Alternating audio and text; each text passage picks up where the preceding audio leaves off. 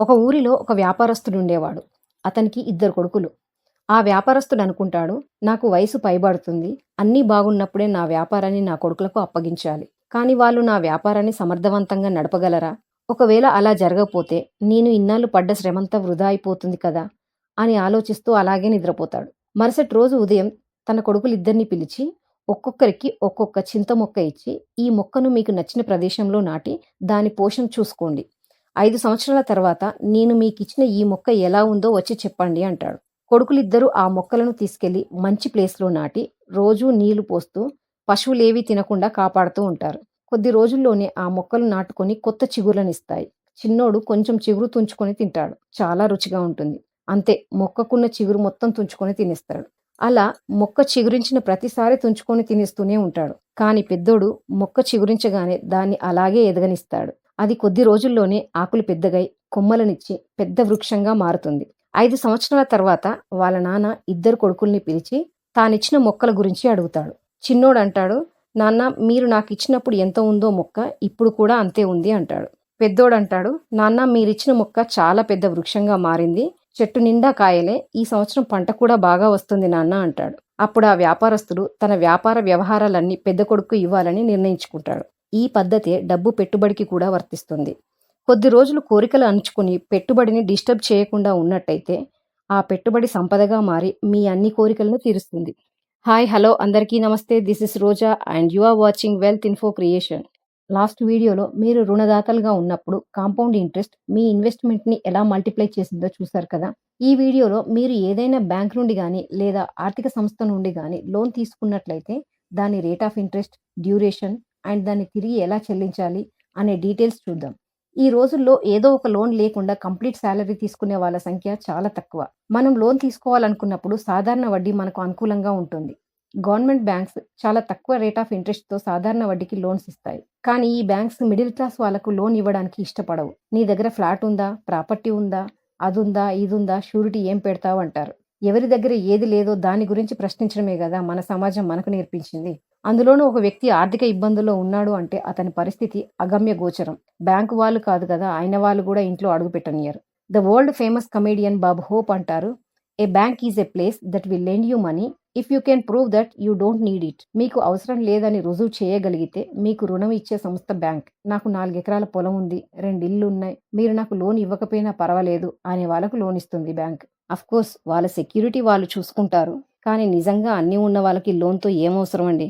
ఇలాంటి సందర్భంలోనే middle class వాళ్ళు ప్రైవేట్ ఆర్థిక సంస్థల్ని ఆశ్రయించాల్సి వస్తుంది. వాళ్ళు తీసుకున్న రుణాలపై చక్రవడ్డీ ఉన్నట్లయితే అది తిరిగి చెల్లించడానికి చాలా టైం పడుతుంది. కొన్నిసార్లు ఆ వడ్డీ అసలుకు సమానం కూడా కావచ్చు. సాధారణంగా మిడిల్ క్లాస్ వాళ్ళకుండే loans home loan, car loan, personal loan, credit card, ఇంకా అవసరమైతే ఎడ్యుకేషన్ లోన్.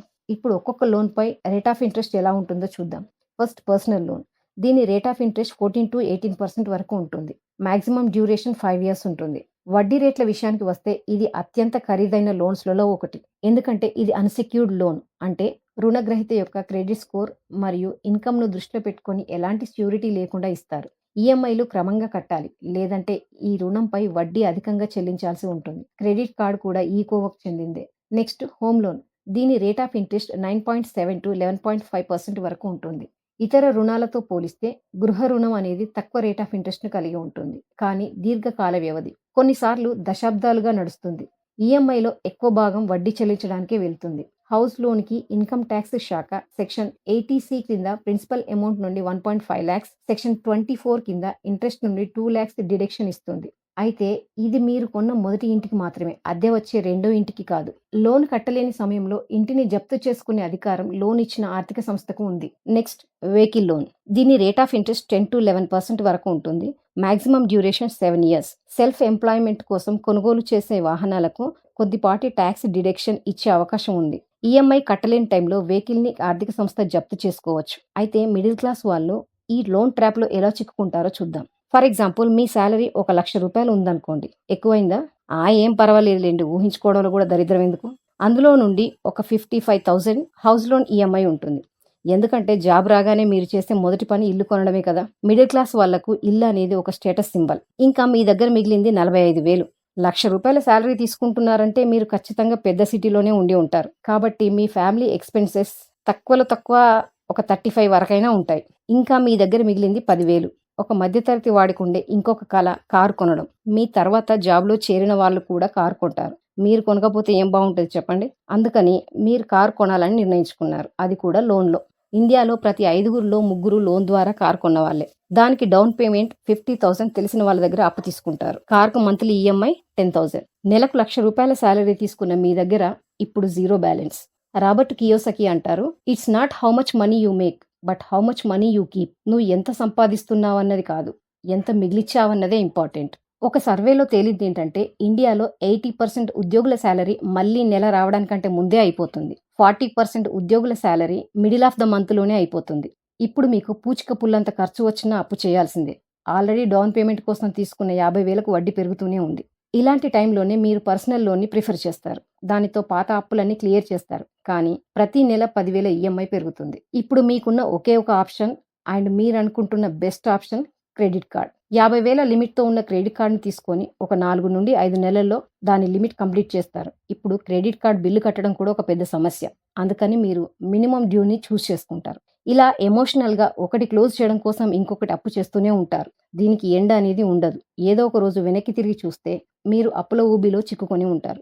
బంధువుల్ని, సొసైటీని ఎవరిని మెప్పించాలని ఇదంతా చేశారో వాళ్ళే మిమ్మల్ని ఇన్సల్ట్ చేసే పరిస్థితి వస్తుంది. ఇలాంటి పరిస్థితి రావద్దంటే జాబ్‌లో చేరగానే ఇల్లు కొనడానికి బదులు డబ్బు ఇన్వెస్ట్ చేయండి. 50-70% డౌన్ పేమెంట్ ఉన్నప్పుడే హోమ్ లోన్‌కి వెళ్ళండి. సెకండ్స్‌లో కొన్న కారుతో మీ అవసరం తీరుతుంది అనుకుంటే ఈఎంఐలో కొత్త కారు కొనకండి. అత్యవసరం అయితే తప్పితే పర్సనల్ లోన్‌కి వెళ్ళకండి. క్రెడిట్ కార్డ్ యూజ్ చేస్తే వాళ్ళిచ్చిన గ్రేస్ పీరియడ్ లోపలనే బిల్ పే చేయండి. మీరెవ్వరిని మెప్పించాల్సిన అవసరం లేదు. మీకు అనుకూలంగా మీకు నచ్చినట్టు బ్రతకండి. మీకెవరు రెడ్ కార్పెట్ పరవాల్సిన అవసరం లేదు. మీ లైఫ్ మీకు ఇంపార్టెంట్. నైట్ పడుకునేప్పుడు ప్రశాంతంగా పడుకోండి. ఉదయం లేవగానే హ్యాపీగా లేవండి. That's it. So keep watching our channel. To watch more videos, don't forget to subscribe our Wealth Info Creation. Thank you. We'll meet in the next video.